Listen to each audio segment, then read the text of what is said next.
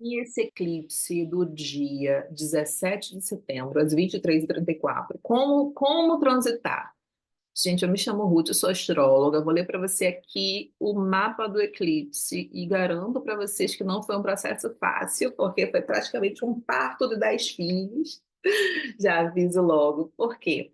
Esse mapa, né, assim, é o mapa do eclipse. Eclipse lunar aos 25 graus do signo de Peixes, vai ser a Lua, né? E 25 graus, obviamente, a oposição, porque um eclipse, um eclipse de Lua, né? Ele é sempre uma oposição. A Lua está num lugar, o Sol está em outro, né? E assim, o eclipse lunar, ele fala de um fechamento, é uma culminação, tá? Só que nesse caso, como Netuno também está super envolvido, a gente pode não estar percebendo direito qual o fruto que a gente está colhendo. A gente está podendo vendo uma coisa que muitas vezes vai estar metamorfoseada, vai estar transformada, vai estar, não seria transformada a palavra, mas seria camuflada de alguma forma, tá? Então, pessoas que tenham ênfase nos signos de Virgem, Peixes, Câncer ou Capricórnio e Escorpião, é, já são pessoas que vão se sentir mais tocadas por esse eclipse, tá? Eu tô avisando, assim. Vamos lá. Esse eclipse, ele fala o seguinte: o que quer que venha para você agora, você ainda não está vendo tudo. Você acha que está vendo, você supõe que as coisas são do jeito que são. A gente não pode esquecer, Netuno está aqui super ativado, né? Netuno está aqui ativado para caramba, inclusive numa quadratura com Júpiter. Então, assim, o que que acontece nessa quadratura aqui? Júpiter expande, é o mais, né, de uma confusão, Netuno, é mais de uma instabilidade Lua. Por mais que ela seja linda, esteja visível, mas é eclipse, está envolvendo os nodos, está envolvendo alguma coisa da questão kármica, né? Quando a gente fala de eclipse, qual a diferença? Quando envolve os nodos, tá? Os nodos estiverem até 18 graus de distância da Lua ou do Sol, né, vai se dar o eclipse. A combinação da lua cheia e um eclipse solar quando a lua nova, né? Um eclipse lunar na lua cheia, um eclipse solar na lua nova. Então, geralmente, né, quando a gente fala sobre um eclipse solar começando e o lunar depois, né, entre eclipses demora mais ou menos 2 semanas. Então, a gente vai ter meio que 2 semanas para colher um fruto, mas nesse caso, não. A gente está colhendo um fruto de alguma coisa que foi vivida há 6 meses atrás, mais ou menos. E o eclipse, assim, o eclipse ele vai se formando, né? A planta vai se desenvolvendo ali para a gente poder colher o fruto daquela árvore que vai crescendo, né? Mas a gente, primeiro, a gente ainda não vê o todo, por causa de Netuno.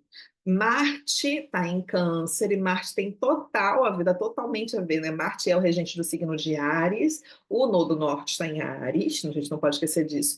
Esse Marte está quadrando os nodos, então automaticamente, né? Marte em Câncer já tem uma debilidade, e ele quadrando os nodos, então ele está tipo assim cortando com secura, né? Contra o movimento de vida, ele está cortando ali tudo quanto é coisa. Marte a gente sabe que é o executor, ele mete a mão na terra e ele arranca mesmo, sem dó nem piedade. Então, assim, Marte é a ação, é a nossa ação, é o nosso puxar o carro, seria Marte, tá? Só que nesse movimento, esse Marte, ele tá completamente numa posição ali, tipo, sabe, meio que a gente poderia chamar até sacrificada, digamos assim, né? Não que ele esteja sacrificado, mas é como a gente poderia ler. Então, primeiro, o que quer que venha para a sua vida, bem, ó, é novo, né? Urano está aqui fazendo um sextil, essa lua.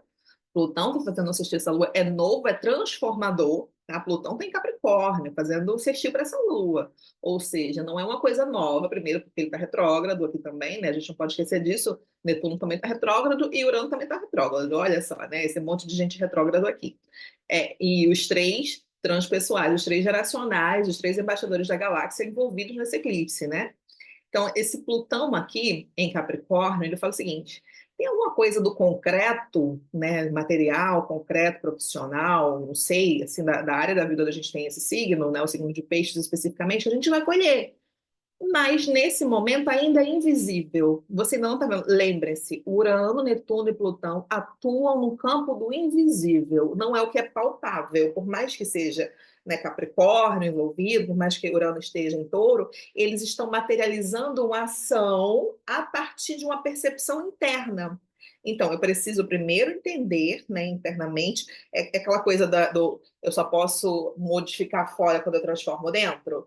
Então, esse Plutão aqui em Capricórnio está dizendo assim: Tem uma colheita aqui para ser feita, para você pegar, mas você ainda precisa transformar coisas dentro de você. Você ainda não está vendo todo, você está achando que está vendo, você pode estar com alguma arrogância, a gente pode pensar nisso aqui enquanto esse Marte, né, algum ressentimento, alguma ilusão que está também enquadrando esse Netuno, ou alguma arrogância até intelectual, de comunicação, de postura, com esse Júpiter quadrando também aqui, tá? Júpiter quadrando essa Lua, a gente pode pensar nisso também. Júpiter quadrando a Lua e quadrando Mercúrio ainda por cima, né? Mercúrio e Sol. Então, assim, a gente tem uma arrogância aqui, tá? Pode ter uma falta de sorte nisso também. Essa quadratura aqui entre Júpiter e Sol, né?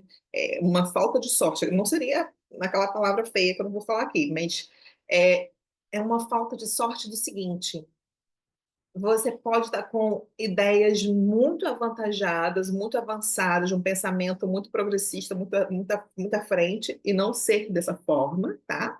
Ou você pode não estar dando nada por aquilo ali e ser daquela forma que você não está imaginando, assim.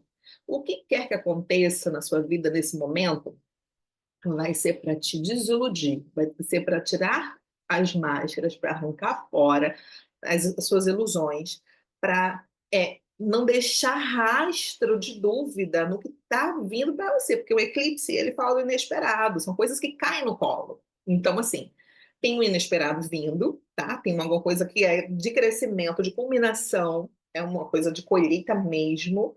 Eu, sinceramente, como você tratar do signo de peixe envolvido, eu acho que é uma coisa grande, né? Peixes fala, a gente não pode esquecer que Júpiter rege o signo de peixes também. Então, é uma coisa grande, um potencial que pode depois ser ilimitado para você, principalmente porque esse eclipse está começando, esses eclipses, né, no eixo Virgem Peixes, está começando o movimento, vai reverberar aí até 2027. Não que esse eclipse vá durar até lá, mas está começando uma história. Tem uma história nova sendo contada. Anota isso, por favor, anota tudo que eu estou falando aqui, mas principalmente esse ponto. Existe um início concreto, porque tem esse sextil aí com Urano, né, que está em Touro, e Urano e Plutão em Capricórnio. Existe um início concreto. O Sol está em Virgem, então assim, são signos de terra envolvidos, são coisas concretas na matéria, mas que nesse momento ainda não estão aparecendo. Então, qual é o melhor método? O que, que você pode fazer de melhor por você nesse momento? Se cair alguma coisa no seu colo, você reage, mas não tome partido, não faça nada, não tenha iniciativa.